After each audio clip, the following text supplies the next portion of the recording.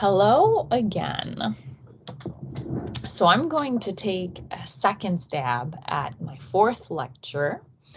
In the original lecture that happened in person, I made a mistake defining the higher ramification groups, and it made things very confusing. And then, of course, students had questions because it wasn't working, and I got a little flustered, and I just, feel I could have done a better job. But also, with the benefit of having already given this lecture, I just felt like there were choices I had made that I would make differently. So here is lecture 4, take 2, and we'll see if that goes better. All right. So the first thing I started with in the original lecture, if this is all that you're catching, is that because that was the last day, there was no homework, but some topics that you're ready for now. Oops, topics that you are ready for are studying Henselian rings, which are very, very nice rings, and study Newton polygons. So a Newton polygon is a tool that, given a polynomial, builds some object that gives you information about the valuation of the roots when you have a discrete valuation. So these are two things that I would lecture about, except that I'm pretty sure this take 2 might even take more than 50 minutes, which I might allow myself, since you're not here in person. You can stop it and walk away if you don't want it anymore. Okay. So this lecture will have 3 parts, and the parts are when our assumptions are going to change. So in part 1, K is going to be a field. L over K, a finite extension of degree n. A Dedekind domain with field of fractions K. B, the integral closure of A in L. We're going to assume that B is finitely generated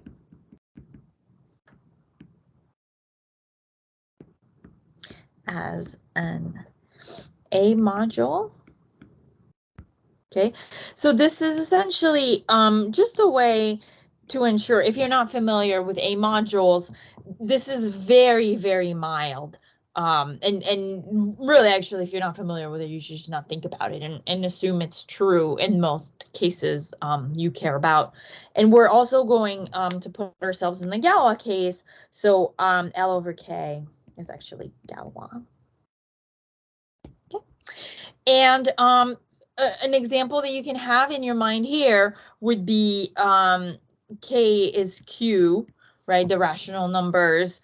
A, the usual integers, and then L would be a number field, and B would be the ring of integers of that number field, and then this assumption would be true. So, this is a case where that would certainly, we certainly would not have to worry about this hypothesis. And I should also say that the material of this part is still in Sayre's local field, chapter 1, section 7. Okay. So we're going to fix P a prime. And because A is dedekind, and B is finally generated as an A module, B is also dedekind, and we can say that then the ideal generated by, you know, fancy P over B factors into prime ideals, right? So that's our you know, what's been happening in Hansen's course. And furthermore, because the extension L over K is Galois, when this prime factors, it factors into a certain number of primes, right? So this one prime ideal of B,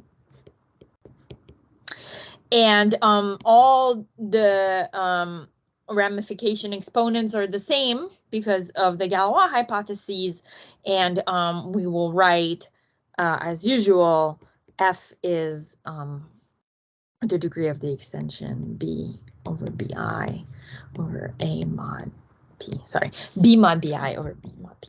And this F doesn't depend on I, so that's why I'm not writing Fi. So that's our usual notation.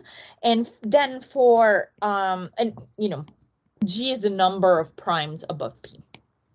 Okay, so for I between 1 and G, we can define a subgroup of the Galois group of L over K in this manner. So it's attached to one of the primes above P, and it's the elements of the Galois group such that this element fixes that prime, right? So we know that the Galois group acts transitively on these primes, but some of them, you know, might fix one given prime, and so we put them together. This is the decomposition group.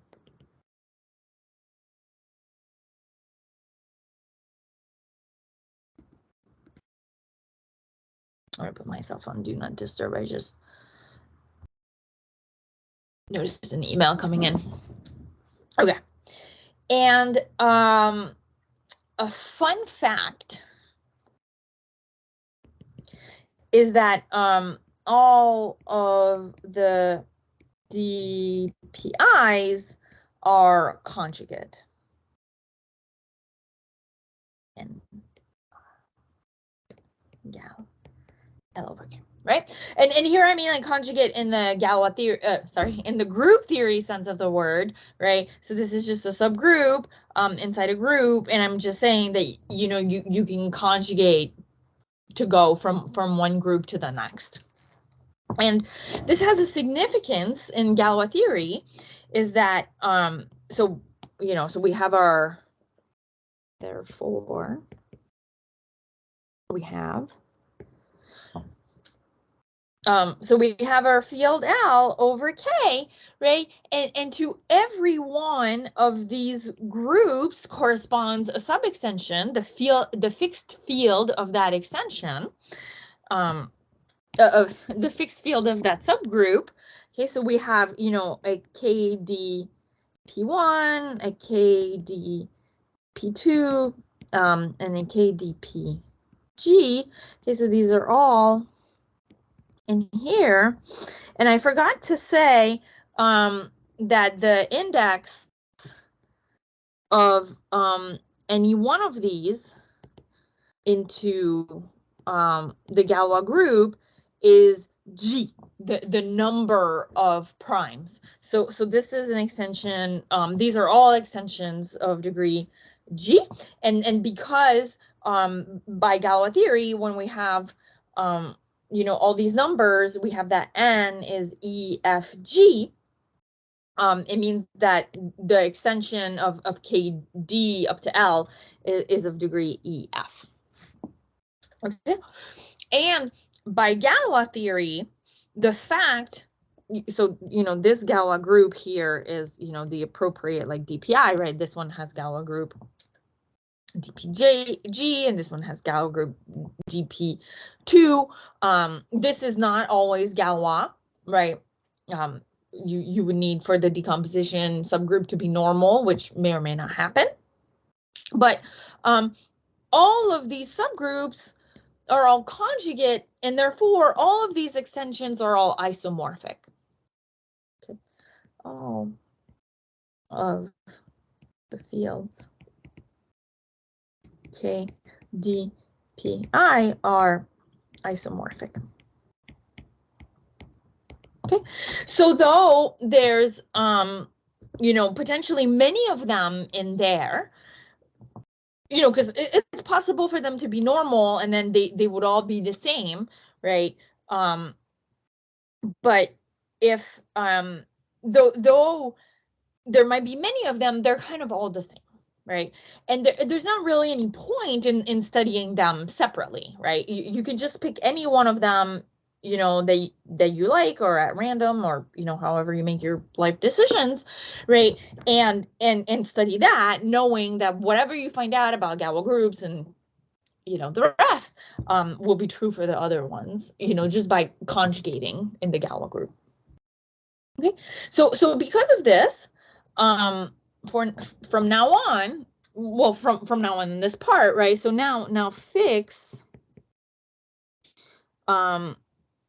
this prime dividing that bottom prime, right? Fix just one of them, right? And consider, just this extension. Right, like this, right? So the KD of that one, right? D is the D of that prime, but now we're going to assume that it's fixed, so we kind of suppress that notation, and now we want to study, right? So our goal, maybe would be to study the Galois group, right? The overall Galois group. Oh, sorry, this is G down here, right? Not F.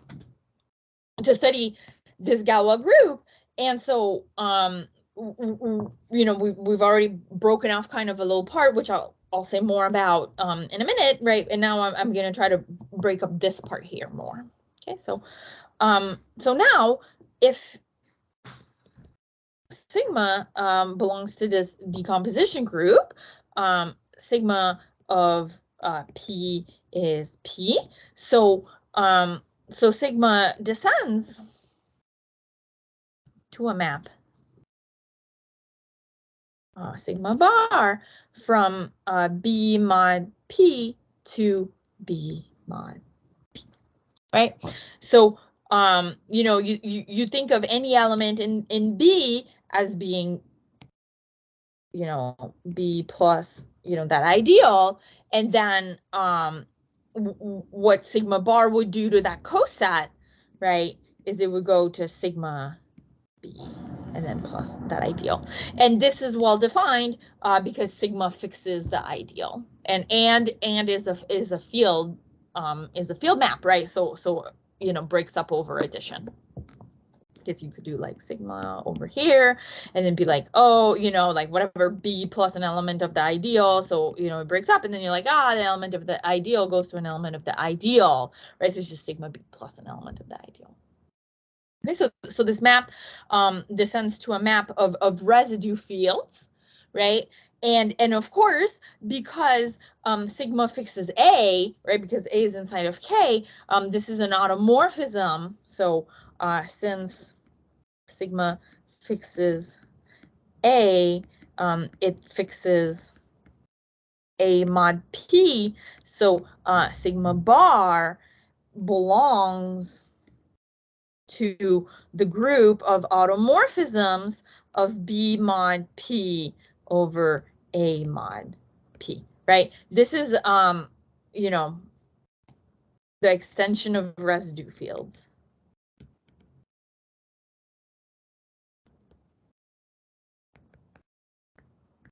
Okay, which by definition is of degree F, right? That's exactly this number here. Okay. Okay.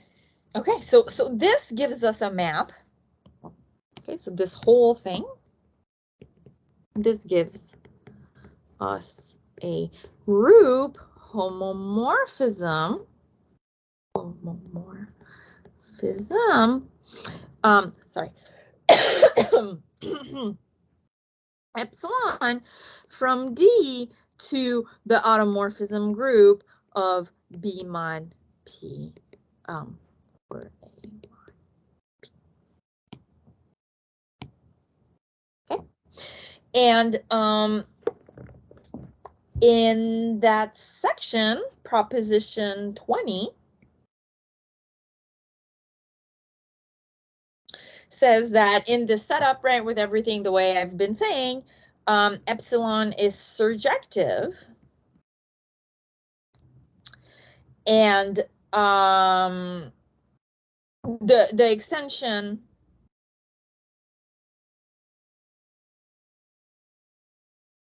of residue fields is normal,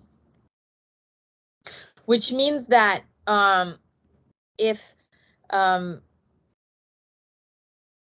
alpha belongs to B mod P, any Galois conjugate of alpha also belongs to B over P. Where here, I mean, any Galois conjugate, like Galois over A mod P, right? So you know, this alpha in this field has some minimal polynomial over A mod P. I guess that's how I should have said it. Okay, this alpha has a minimal polynomial over A mod P, and every root of that minimal polynomial is also in B mod P. Okay, they're not allowed to not all be there. Now, that doesn't mean that this extension is Galois, because it might not be separable. So that's the only obstacle at this point to this extension being separable. And pretty soon we'll assume that it's separable, so it will follow that it's Galois. Okay. And we denote the kernel, let T be the kernel of epsilon. This is the inertia group. Okay, and notice, right, that secretly, like, T is this TP, right? Like, there's a prime above P that's been fixed all along. So the T does depend on the D that we're inside of, but everything's isomorphic. So, I mean, it depends, you know, but not in a serious way. All right, so let's think for just 1 second of these elements, and this is where I got, like, myself completely confused yesterday, so that's why maybe we'll belabor the point a little bit more than usual. So now, right, you know, remember just the setup, so I have it in front of me. I have epsilon from D to the automorphisms of B mod P over A mod P, and, you know, sigma goes to, like, the little sigma bar, right, which just, you know, would send some A to sigma A. Yeah, like this, right? So you know, what the map does here is that you take, you know, your little A, I should call it B because it's in B mod A, anyway. Okay, I've already committed to A, but it takes a little A, right? And you could lift it to B, take any representative in B, figure out what sigma would do to that element, and then, like, you reduce that mod B, right? That's the point. So that's what this map does. Okay, if sigma belongs to T, the kernel, then it means that A is equal to sigma A, right? And B mod B, also known as, right, or sigma A is congruent to A mod B for all. Dang. Oh, A and B. Okay, I regret A right now as a notation. I think I'm just gonna treat myself. Okay, so these are all B's now. And I'm not going back to the previous slide though. Okay, so it means that, right? It means that it means that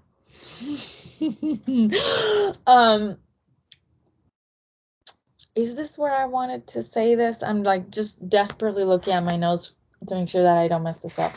I do think so. I do. No.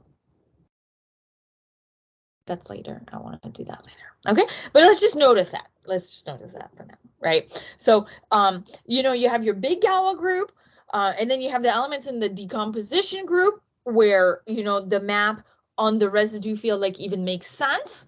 And then you have the element in the inertia group, which is like, not only does the map on the residue fields make sense, but like actually just nothing on the residue fields, which means that it fixes every element mod P. Okay. Okay. Yeah, so we're continuing. We're still in part 1. Sorry, I was just trying to see if I needed to update my assumptions, but not yet. All right. So now we can anyway, so like drilling in just a little bit more to establish some notation. Okay, drilling into this more, right? So having the fact that this map epsilon is surjective, right, means that we have an isomorphism of D mod its kernel with this automorphism group, right? So drilling into this more, right? So we have, you know, L bar, which is what I'll call KB, right? So it's the residue field of L. So I'm going to start moving into that notation. And we have, you know, K bar, so it's not the algebraic closure, it's A mod P, right? And inside of this is LS. I'll also put a bar to denote that it's in the residue field world, right? And this is the maximal separable extension of K bar inside L bar, right? Whenever you have a finite field extension, which we do in this case, because we assumed that B was finitely generated over A. So whenever you have a finite extension of field, you can always write it as first a separable extension and then a totally inseparable extension. And in this case, because the overall extension is normal, then this maximal separable extension is actually Galois. Okay, so this extension is Galois with Galois group D mod T. Right? So that's what that epsilon homomorphism gives us. The automorphisms of this extension are exactly the Galois group of the separable, the maximal separable extension in there. And we recall, right, that our assumption was that this whole extension is degree F, right, the residue field extension. And so we see that we can split F further into some number F naught and some number P to the S, right, because every totally inseparable extension is of degree a power of a prime. Sorry, here P is the characteristic of L bar, right? And in particular, if these fields have characteristic 0, then there's nothing here, right? Then this extension has to be separable. Yeah, So you know, this might not happen, but sometimes your residue fields can have inseparable extensions. I mean, although pretty soon we're gonna say no, but you know, just to be honest, I should say now, right? And so let me just recap the whole story now that we've done all this. Okay, so for a fixed P above P, okay, so we have the extension L, we have K, we had KD, right? So this is the decomposition group associated to this particular prime above P. That's an extension of degree G. And then you have an extension KT, right? So this has Galois group T, this has Galois group D. This is actually Galois with Galois group D mod T, because T is normal in D because it's a kernel.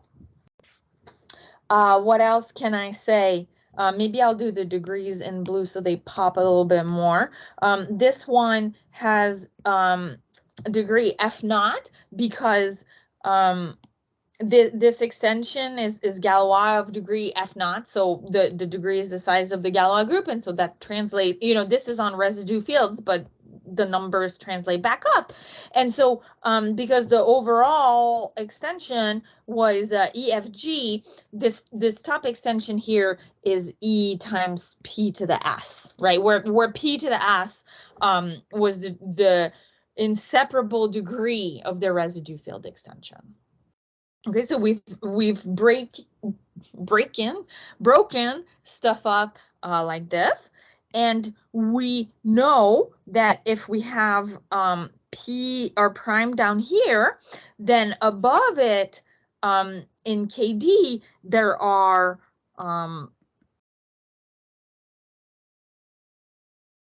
G primes, right? So it's totally split. P totally splits there. Okay, there's no residue field extension here. Actually, I want to have room for the residue fields, right? So that's what as I was saying it, right? So here the residue field KD bar is equal to K, right? So this extension has no ramification and no residue field extension, this like little part down here. The fixed field of the decomposition group. Then if we pick any one of the primes above P in KD, they'll all have exactly one prime above them. Okay, so maybe, you know, let's go here. So there's a PT1. Okay, so each of the primes factor into are inert factor into one prime, and the residue field extension here, KT bar, is actually of degree F0, and KT bar is the LF bar from before. So this is the maximal separable extension of K bar over there.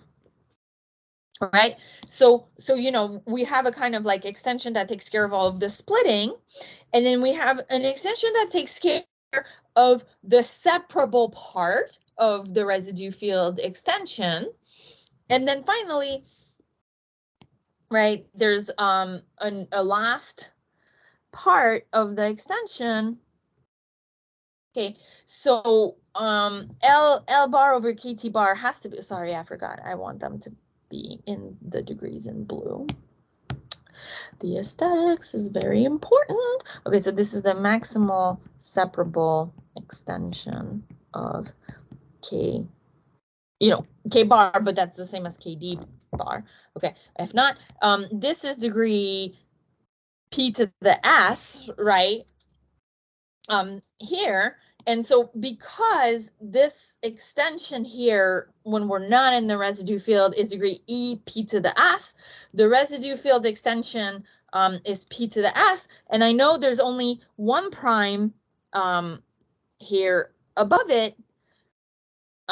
So this has to be ramified of ramification index E.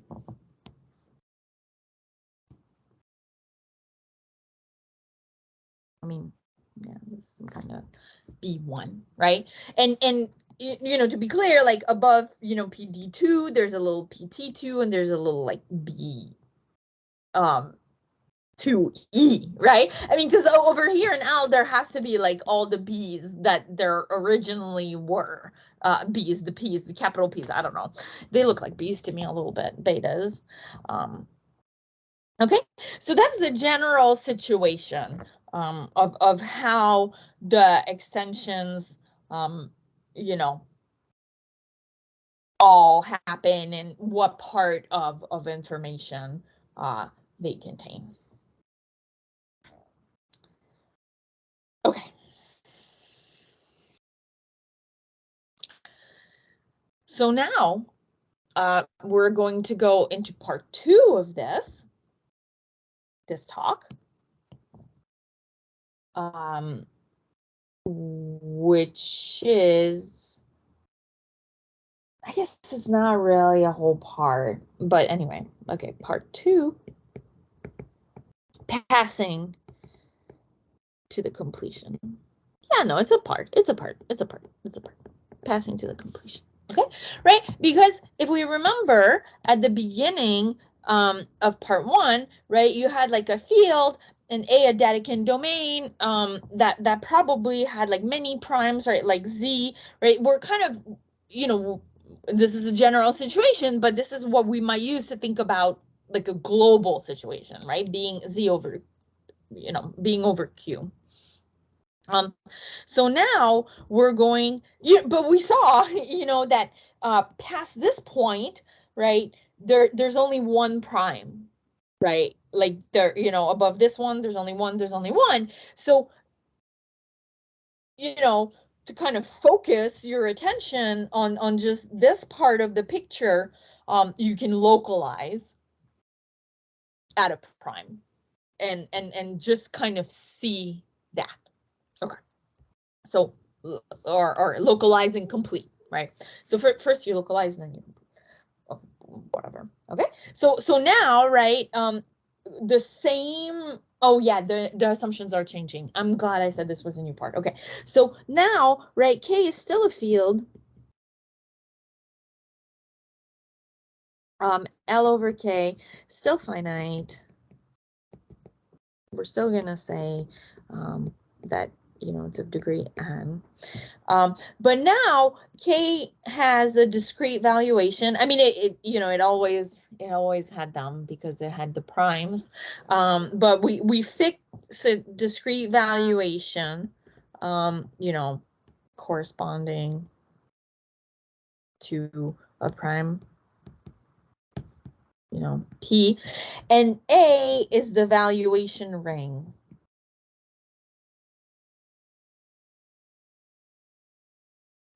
For this valuation. Okay, so this has changed from before. Okay, so here you could still have K is Q, but you have A be the localization of Z at P, right? So like we've switched like just a little bit. Now A only has the one prime because we don't care about the other one. We're doing this prime by prime anyway, right? And B is the integral closure of A and L. So I mean, it's still the integral closure of A and L, right? But it's not going to be the ring of integers in L because it's the integral closure of the localization. So you know, that'll make B a little bigger, but it's the same kind of thing where, you know, there's a prime that's not inverted and the other ones are. And we still assume that okay, yeah. Okay. Still assume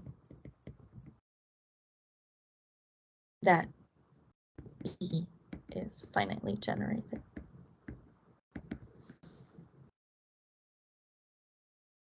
As an A module.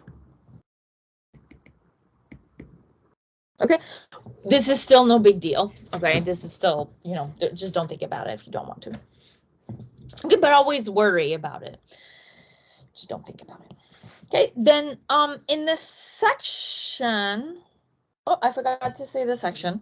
Okay, so this is Sarah. Now we're in chapter 2, section 3.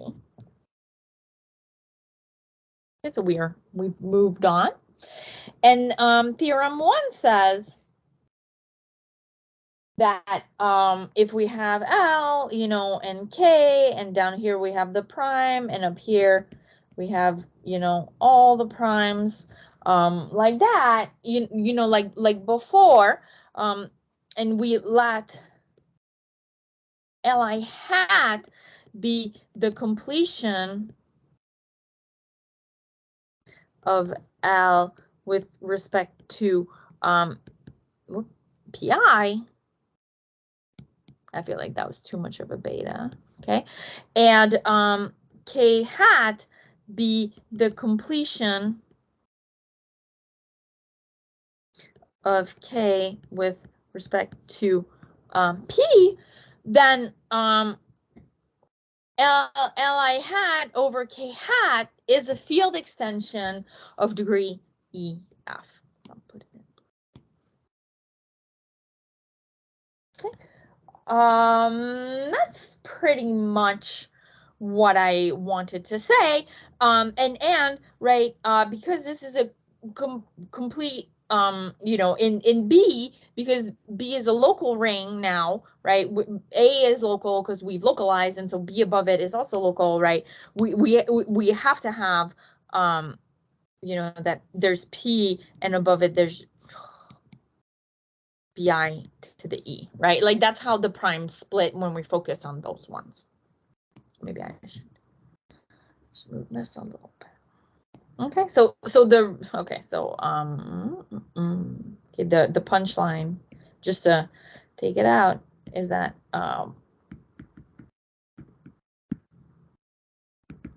is E times F. Okay, so so there's that, right? That, you know, you might have a big extension, but when you localize, you kind of lose the G part of the extension, right? Like this was an extension of degree N, which was, you know, N is EFG. And after localization, the extension, you know, might be of lower degree. Okay. And there's 2 corollaries. Corollary 3 says that if L over K is separable, then so is Li hat over K hat, right? So this, you know, my whole spiel has been that when you have something maybe complicated, you can pass to the completion and maybe it'll be simpler, right? So you want as many things as possible to remain true, right? So you know, if you have a separable extension, you'll end up with a separable extension. So passing to the completion hasn't made your life harder in that sense. And corollary 4. So I mean that was our assumption, but if L over K is Galois, right, which was our assumption all along, but then so is Li hat over K hat, and the Galois group of Li hat over K hat is isomorphic to the decomposition group attached to that prime that we completed the above field with. Okay, so just going back, right?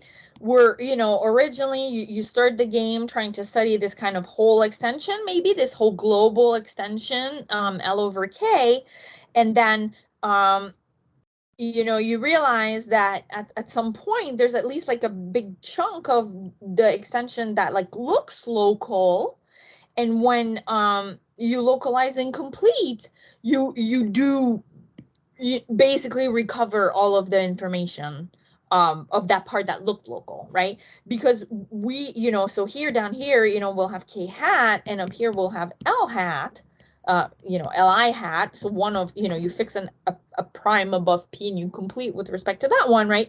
And that'll be Galois with Galois group D. So it'll be exactly just this little part of the situation. Okay, so passing to the completion. Okay, so we had, you know, L over KD, which had Galois group D, right? You can just, you know, switch with one of the Li hats, which I'll just write, you know, L hat over K hat, and that also has Galois group D. Okay, this is also Galois group D. Okay, so yeah. Okay. So now we're going to focus on this case, the complete case, right? So we started with, you know, like K, L over K, kind of just like anything. And then we were like, okay, like let's focus on that valuation so we can complete. And now let's complete. So that's part 3.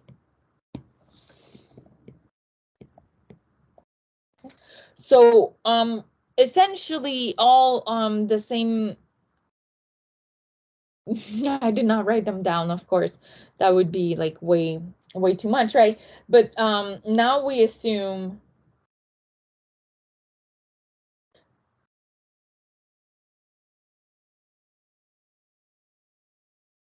sorry, I'm reading something. I need to double check that I did not mess up an assumption. I think that I didn't, but just to be sure.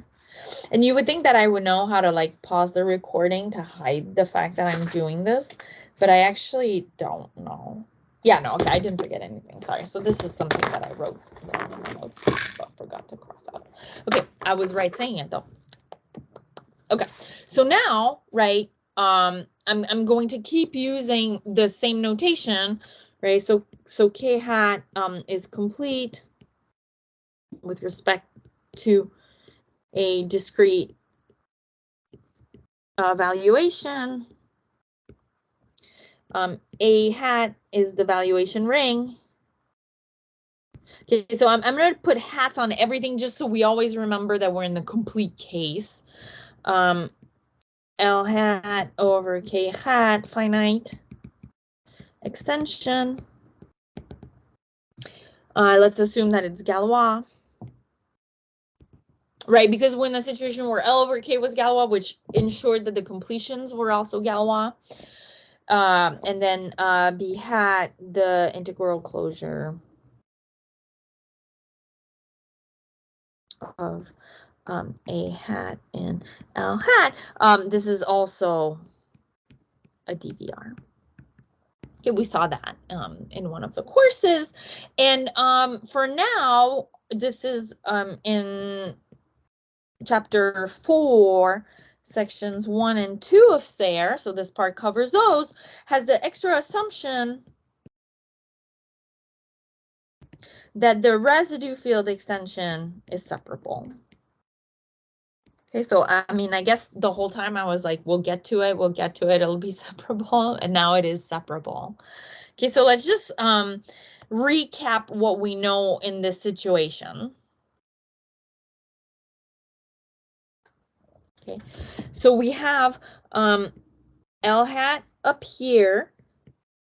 Let's just move them a little bit.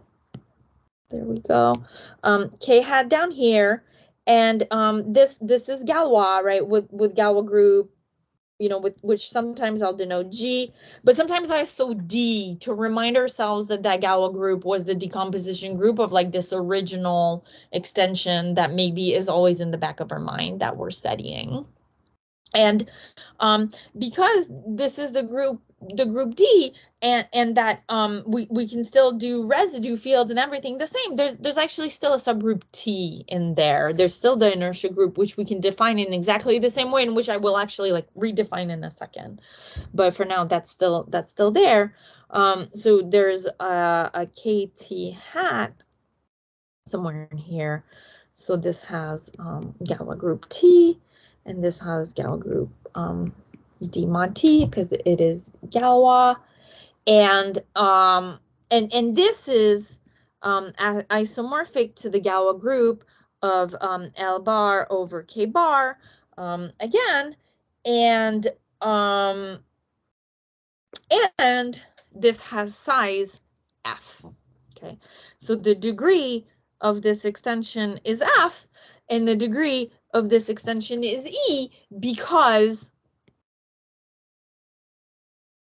F is F naught, P to the S is 1, because so if we remember, maybe I'll bring you back, that'll jog your memory.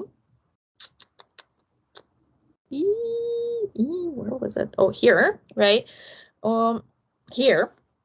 Okay, so I mean, now we forget about this bottom part, right? So we're here because, and we replaced KD with the completion. Okay, then we had that the extension KD to KT was just the separable degree of the residue field extension, and then the inseparable degree kind of like went up there with the ramification. But when we assume that the residue field extension is separable, then all of the residue field extension happens at this step, and then at that step there's only ramification. Okay, so we have here, you know, K bar, and here KT bar is L bar, and here L bar, like, oh, maybe I should just do that, right? And this is degree F, well, in blue. Yeah. Okay. So we're in this situation if we assume that the residue field extension is separable. Okay. And let us now be okay. Wait. Now we've broken stuff down into an easy part to understand, or okay. So this is an extension of residue fields, right? I mean, this Galois group is the same Galois group as the extension of residue fields.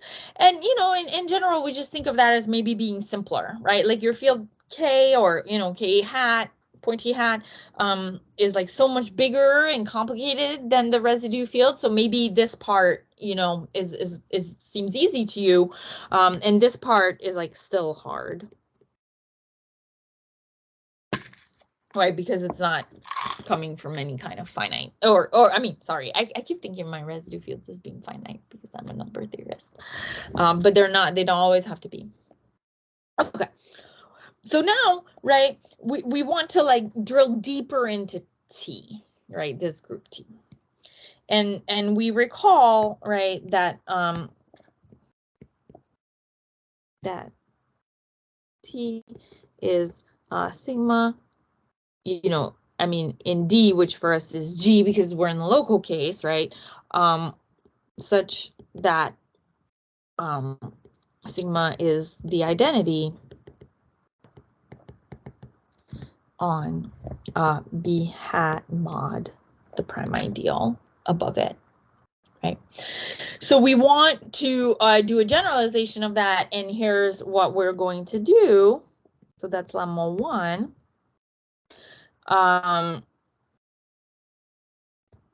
Let sigma be in the Galois group of L hat over K hat, and say that sigma belongs to like the ith subgroup of this Galois group if and only if sigma is the identity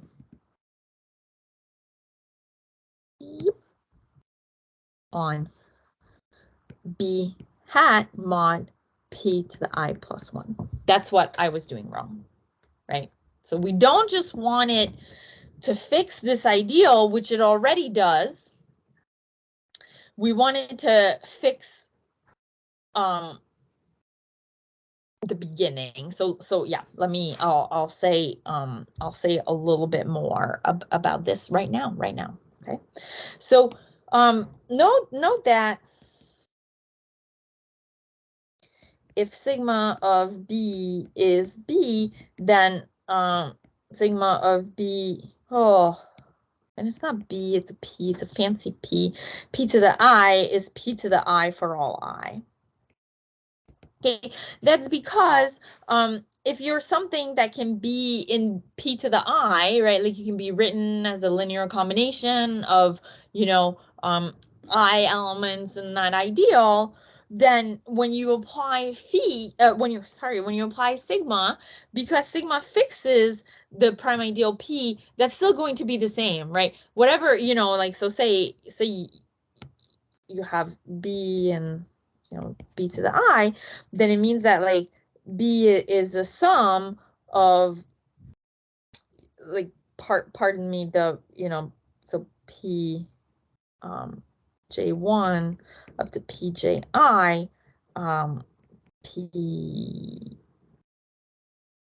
PJK in the ideal, right? So it's like a linear combination of stuff that's there, and I think you need actually to even allow for oops. Dang God. Okay. For a little element of B in front, or J. Okay. When you apply sigma, right, like sigma will go, you know, sigma of B will be sigma of, like, the sum of the sigmas, because it's a field homomorphism, and then sigma will go inside, and then sigma of each of these little p's is still in P, so the whole thing will still end up being in P to the I. So that was never the issue, right? But to visualize what is happening here, right? What are these groups, like these GIs, right? So, okay, so since B hat is a complete DVR,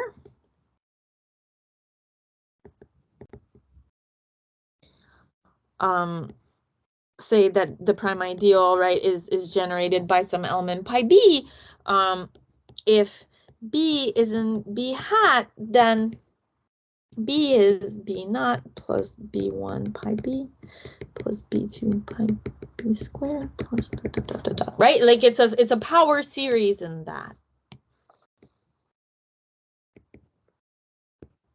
I want more terms, right? So saying that sigma is in the Galois group of L hat over K hat is just saying,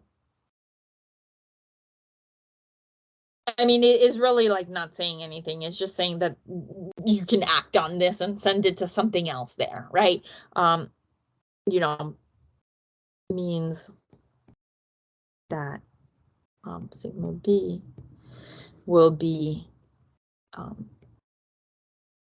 also belong, to B hat. Okay, but if sigma belongs to T, which is now G0, right? Because if we remember, T was the identity on B hat mod P, and now blah, blah, blah, right? If we put in I is equal to 0, that's exactly what that is, right? So what this is saying is that if we do, like, mod P, so if we forget this is the identity on that, right? So this means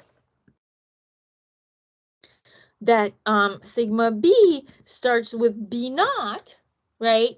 But then plus, like, pi B times, you know, whatever, right? So, like, you know, this element of the Galois group has to fix the ideal, so it's allowed to like change that tail, right? But being in G naught means that yes, you change the tail, but you don't change the first term in the series expansion.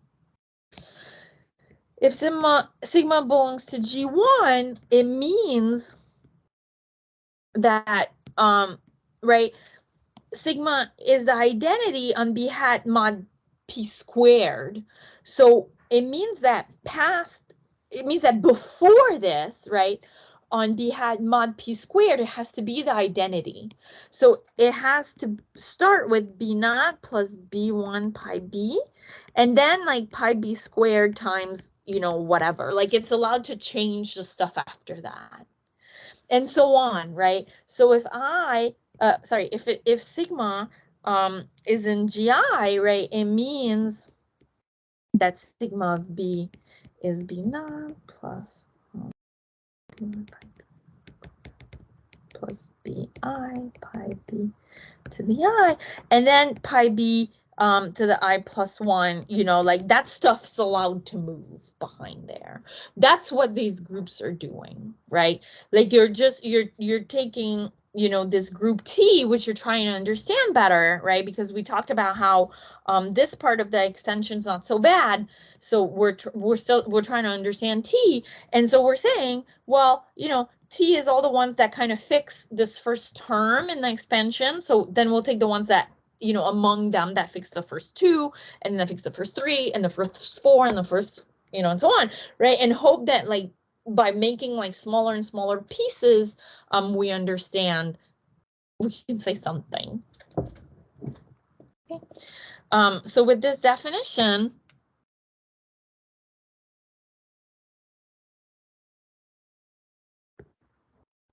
we have you know, the group G, which is D, that contains the group G naught, which is the inertia group, and that contains G1, and that contains G2, and so on.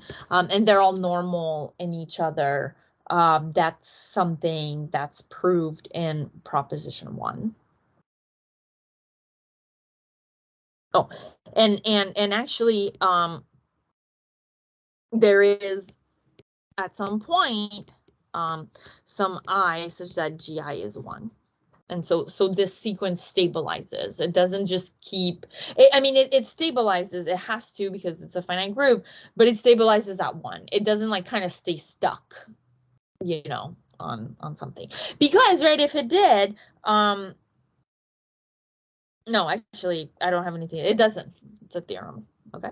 So this is all proposition 1.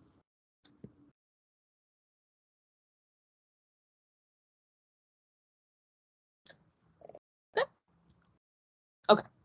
So now, you know, we don't, this is easy, right? So we want to start understanding, you know, what's happening in that direction, right? To understand this group T and like the groups inside of it.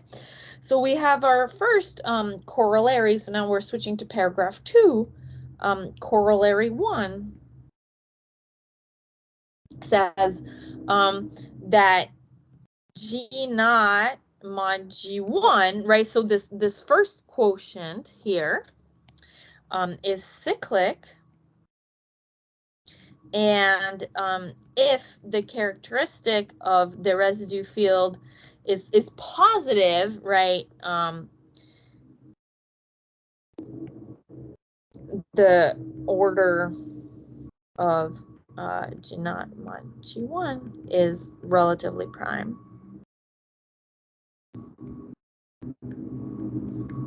to the characteristic of that field. Okay, so we have that the first kind of step down, the first quotient down, we understand it's a cyclic group, and in the case of, you know, positive characteristic residue field, it's a cyclic group of order prime to that residue field. When the characteristic of the residue field is 0, then I mean it's just a cyclic group. We don't know, you know, more. And corollary 3 and 4 together, right? So once you understand that T mod G1 or G naught mod G1 is cyclic, then you want to understand G1. Corollary 3 and 4 together say that if the characteristic of the residue field is 0, then actually G1 is just 1.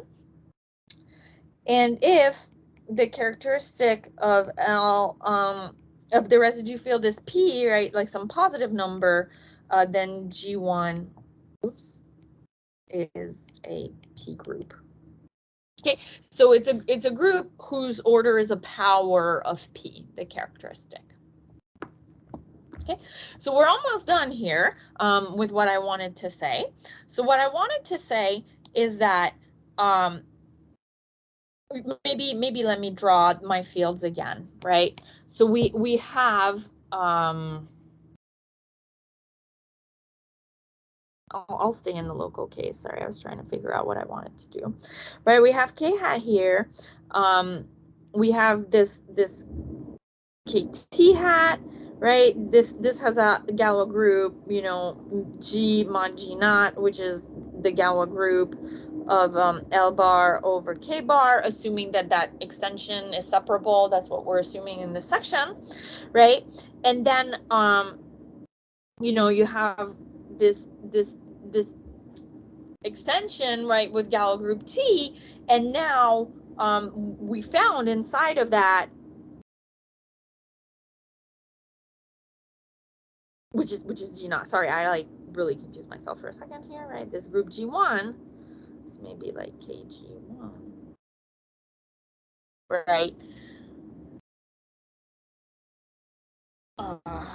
Sorry, I have to write G naught. It's just too confusing now that I've switched to the indices. Like I keep looking at it and be like, where's my G naught? Okay, where we know that, okay, if the characteristic of the residue field is 0, then this is just like degree 1, and this is cyclic, right? So you've understood everything, right? So I mean, that's everything that's cyclic. So now you've understood the whole extension when the residue field is characteristic 0, right? You've understood that you understand the Galois group, maybe, right? You understand the Galois group of the residue field extension, and then you just have like a cyclic group to figure out, right? And if the characteristic of L bar is positive, then well, this is cyclic of order prime to P,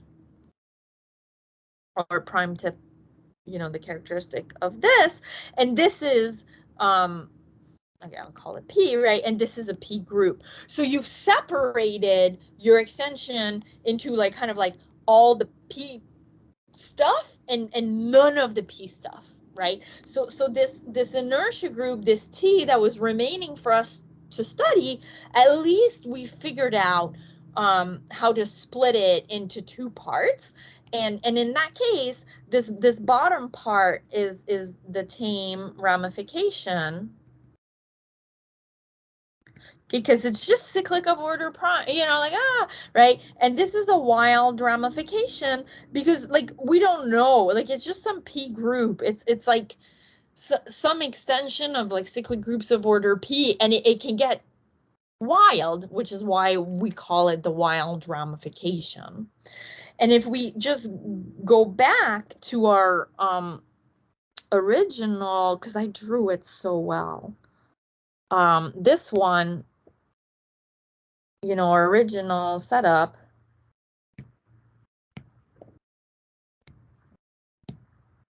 right, just to bring it back to the kind of global case.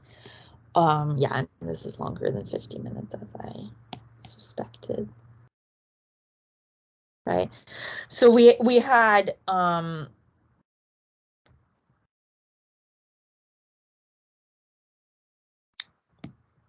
okay, and let's assume that the residue field extension is separable. Okay, L bar over K bar separable. Okay, then we broke up the Galois extension L over K into some totally split part, right? Totally split above P at least part, and then one part whose Galois group is the Galois group of L bar over K bar.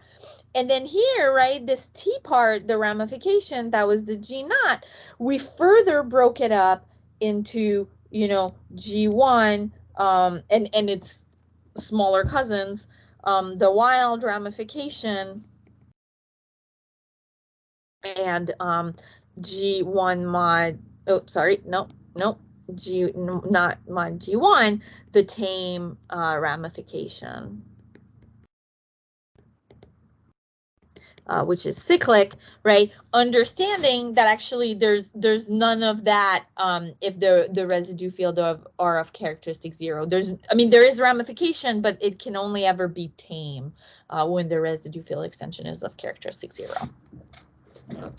Okay, so hopefully that was a little bit better than what happened in class, and I'm going to stop here because I think it's been long enough. So, you know, this time I'm just going to leave it at that's all for now, because who knows what more I'll feel the need to record later. Bye.